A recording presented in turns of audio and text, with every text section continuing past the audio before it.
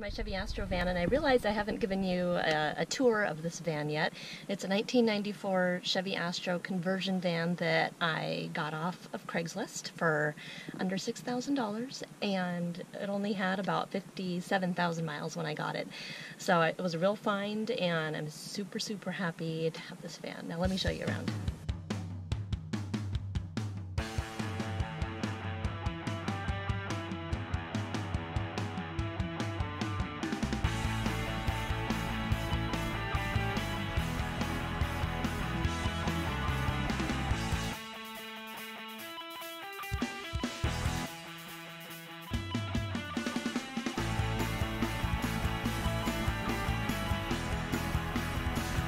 This van doesn't have a lot of camper van amenities right now, but it works for simple camping trips.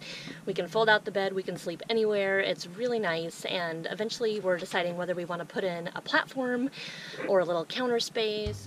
That's the tour of the Chevy Astro van. Hopefully you enjoyed it, and I'll post more videos later once we start doing some renovations.